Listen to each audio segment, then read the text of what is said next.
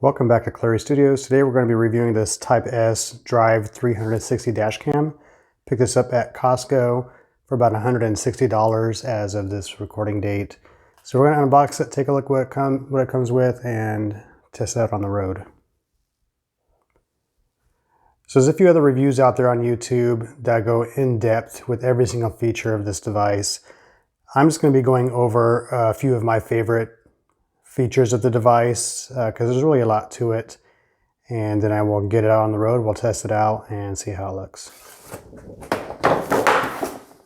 The packaging is kind of, I mean, it's an okay packaging, but it's just kind of weird how they have it.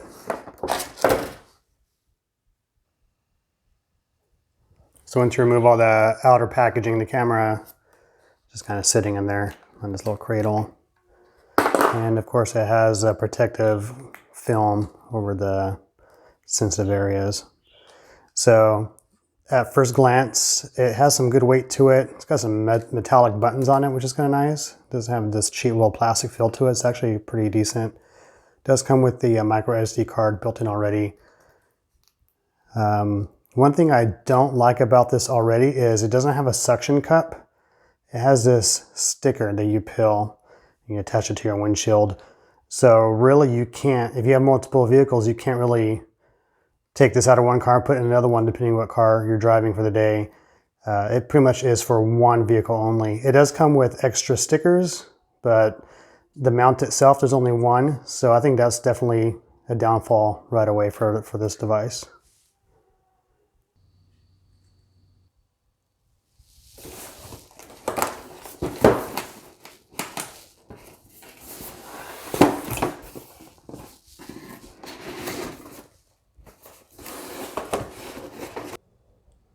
So here's your quick start guide. You have your accessories and then the camera itself. So the accessories is basically just going to contain the power cord and everything else.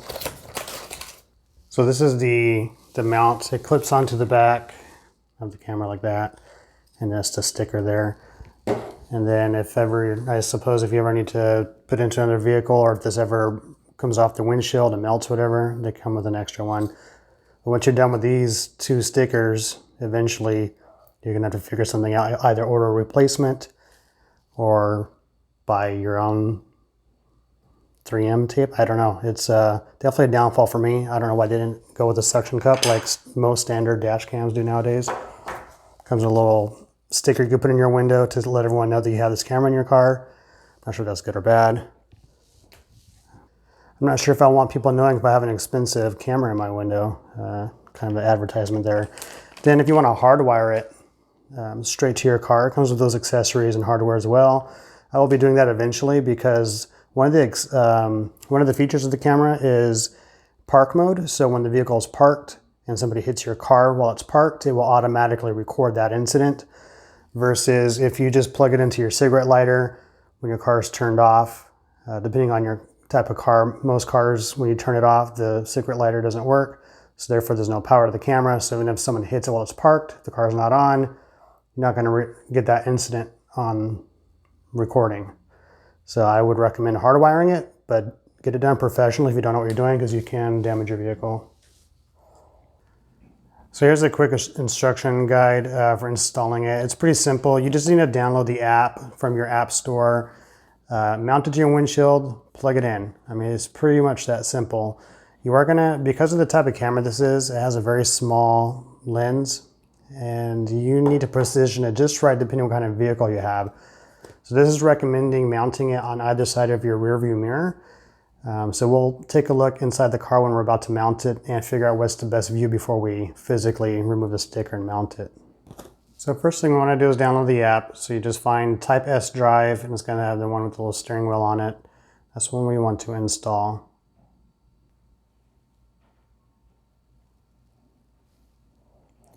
So they come with other devices. You want to select the 360 dash camera. So what it's going to do now is going to try and connect directly to the camera, and it's automatic. So you do want to have the camera plugged in for this portion, which I have it plugged into my little power brick. And it's going to try and find it right now.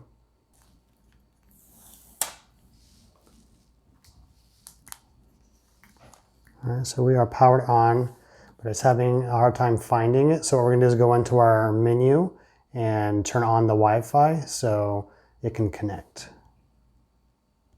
So the Wi-Fi should automatically be on the camera unit. So what we're gonna do is we're going to go to your phone, Wi-Fi settings, and there it is right on top. That's our Type S360 camera, so we wanna select that to connect. So you want to go ahead and turn your camera on to the video. So this is the standard video that's going to show right now. Then once you connect it to your phone, it'll automatically go in, and there I am right there. Hello. So you can set up the time and date on the device itself, but it's actually easier to do it in the app. Just go to the date and time section in the menu, confirm the date. Today is the 7th, 8:17 a.m. Hit confirm, and then we'll link to there. To the device itself. So no need to play around with the device. It's really simple inside of the app. Click on the camera itself. The screen can rotate or pivot back and forth. So when it's on the windshield, you can kind of move it around for your different view depending how your windshield is. And the camera itself also, this is the camera unit, it moves forward and back too. So you can make those adjustments when it's on the windshield, and that way you can get the best view possible. So I'm just going to go through the settings real quick. I'm not going to go through each one. Like I said, there's more detailed videos out there. I'm just going to go through some of my favorite ones. So loop recording, I recommend 10 minutes. The micro SD card will record over itself, so don't worry about it. 10 minutes is sufficient time for any kind of evidence you might have during an incident. But that's up to you wherever you want to go. Park and record, I recommend that to be on also. Again, this is only going to work though if you hardwire this to your vehicle. This is not going to work through the cigarette lighter option. So if you want to professionally have that done, you can. The G sensor, that's a level of 4. Someone's got to move your vehicle for it to activate the camera while it's parked. So again, it's not going to work if you don't hardwire your camera to your vehicle. But I think level 3 should be sufficient if you're going to do that. Camera settings, resolution, 8 megapixel is the highest resolution for the camera. So I recommend just going with that. You're not hurting your memory or anything by having it that high, so you might as well do it.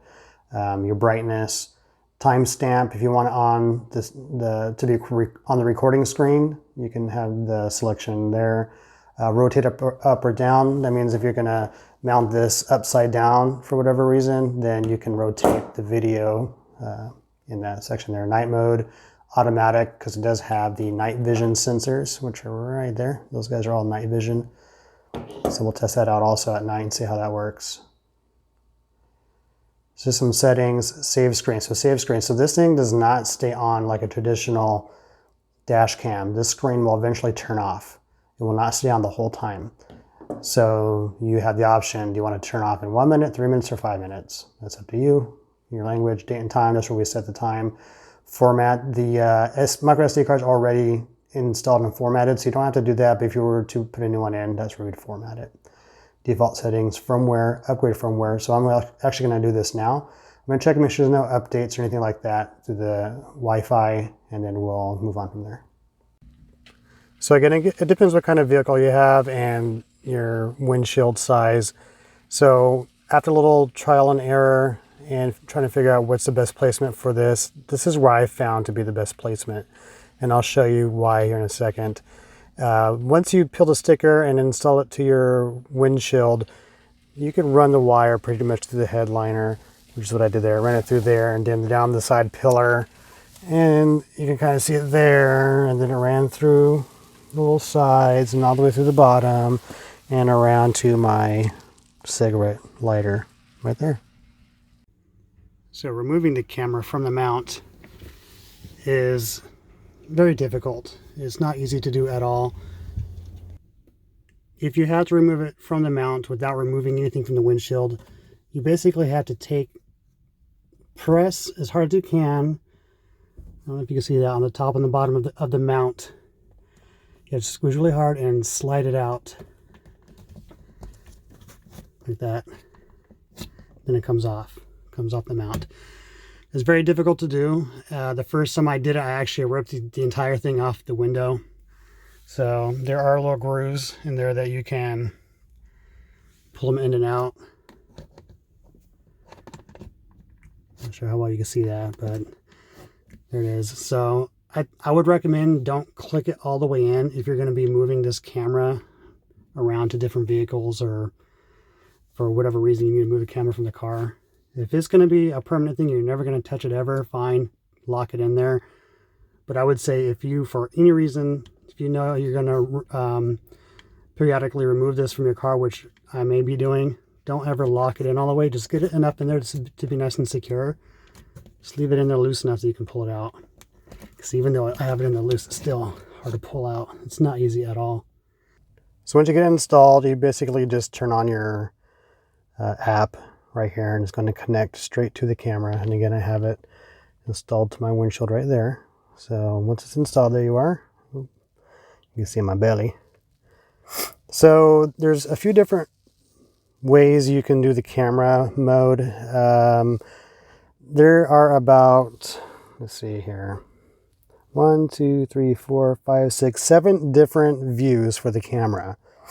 And they're all decent. They're all great views. The fisheye is definitely my least favorite because you basically see a lot of your dashboard because the camera is mounted right underneath here. So it's a very small camera pointing just straight down. So my favorite views, and I will start with this one, which is the normal 360. So this is the normal 360 mode, and basically you get the entire front end of the vehicle, which is right there, the whole front, including outside the windshield, and part of the passenger side window all the way to the driver's side and the driver's side window. So you basically like kind of like a 360, because you can see behind me also kind of in there, but it's not that great of a view. But it's definitely one of my favorite views here. And then my second favorite view is the 3-in-1. Let me show you the 3-in-1. So the great thing about the 3-in-1 is you get the 180 view of the front of your vehicle. So you get everything happening out in the front, also to the sides. So for example, if you pull up to an intersection, and you'll be able to see who stops at the stop sign first, depending on the scenario. If you're changing lanes, these two views here, you can see outside your passenger and outside your driver's side. Now my rear view mirror is blocking this area right here, but you can still kind of see that area from this view here, the top view. So that wasn't that big a deal for me. And unfortunately, that's just the way my windshield works. Hopefully when I install one into my SUV, it'll be a different view, and I'll show that once I do that. So this is my favorite view out of all 7 of them. And this is the one that I use the most. And the reason why I like this one is because while it's recording, you can literally drag the screen around. Hello. A little bit of a lag, but you are. You can drag the screen around 360 degrees in virtual reality, basically. And it records like this. So while you're driving, if you want to review this recording later for whatever incident, you can see what happened over there. You can also scroll it around, see what happened over there. Also what happened in the back. My windows are tinted, so you can't really see, but in real life, in person, it's kind of hard to tell in this video, but in person, you can see out through the back window in the video. It's pretty clear. Resolution is decent. This is not going to be a 4K type camera. And because of the position of the camera, you do get a lot of your dashboard. Not a big deal for me because I can still see what I want to see, which is basically everything happening in front. The only downfall with this view is if you try to zoom in like a pinch, you can't. It's a digital zoom. You can't zoom in over here. It only zooms in to the center of the screen. So that's definitely a downfall for me, but not a big deal. So one of my other favorite features of this 360 camera is we're going to go to see some videos. So the great thing about this versus other dash cams is you can watch all your videos right here on the app. You don't have to take your SD card out of the camera or take your camera to your computer like some dash cams that I've had in the past. Everything's done right here through the app. You have to do it with the phone connected to the app, just like this. You can't do this from inside the house, for example. So what you would want to do is, this is the SD card right here. So these are all the videos that I have from driving around the last few days. So if I wanted to save one of these videos, I can save it to the mobile section here, and then I'll be able to save that video, post it on YouTube, do whatever I want to do with it. It's a large file, so you can't text it, you can't email it, so you're going to have some sort of Dropbox or Google Drive or something similar. So once I select on a date, so right here I'm looking at June 5th, and you can kind of just scroll through and see all the different videos that were recorded for that day. So there's two ways you can do it. You can download it, and that'll save it to the mobile section. Then you can save it onto your phone. Then you can pretty much save anywhere you want from there. Share it, whatever you want to do. You also have the option to delete it. You can just play the video straight on the screen just like this. But what I like to do is play it with the map, and let me show you why. Now the only thing with playing it with the map is it does download. It's not going to be an instant play versus hitting it just on the regular play button. But it's worth the wait, and I'm going to show you why. Okay, so here's one of my favorite features of this device. So while you're recording, as you can see, it shows how fast you're going. It's all done by GPS. And you can see on the map to the right, you can see where you are on the map and where you're traveling. Your little red dots are traveling. You can actually move this screen also with your hand. It's like two separate screens here. And of course, also, this is the VR 360. So if I drag my finger across the camera, it's going to scroll around to see everything. My wife has her sun visor down, so you can't see her, but you can kind of get a gist of what it would look like inside the cabin. And then also to the passenger side window, you can see all vehicle movement there. You can see people, if they're merge into your lane, you can see them if they're entering the intersection illegally or anything like that. You can see pretty much everything in this view. And it's pretty good quality when you're looking at it in person. Like I said, though, it's not 4K, and you're not going to be able to zoom in and see someone's license plate. But also one of my favorite things going back to the map is you can pretty much interact with this just like a regular Google map. You can zoom in, zoom out. You can see exactly where you are. So it's pretty cool. The only thing I don't like about it is it's not in satellite view. I wish there was an option to do that, but it's okay. It's still pretty cool. And for example, I wanted to go back to this spot and to the beginning of my destination or to the end of my destination. I could literally just hit one of these Google buttons right down here to the right where they pop up. Tap on the screen. So here's a view from my SUV. I think the larger the windshield, the better the view, because I have a pretty good view, clear view of the entire front of the vehicle, the side. I mean, you can see very clearly those vehicles passing me. You can see pretty well into the cabin. Again, I have very dark tinted windows here, so you can't see all the way to the back. This is a full-size SUV. It goes all the way to the back to a third row and some, and you can kind of see all the way to the back.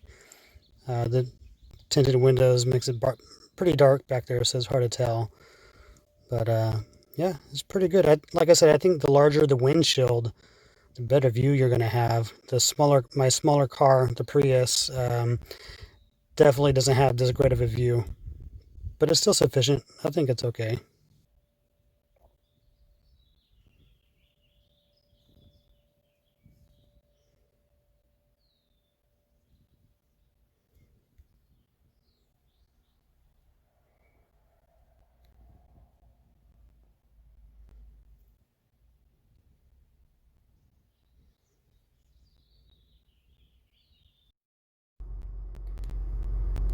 So you can see here in this Honda Accord, it's also a pretty decent view. So there you have it, 3 different vehicles, 3 different views, and the camera is pretty much installed right into the same spot of the windshield to the right of the rearview mirror. So like I said, it just depends on the vehicle, depends on the shape of the windshield, the size. You're going to get a different view for each different type of vehicle. But overall, you're going to get pretty much a 360-degree view of everything you need, which is pretty cool.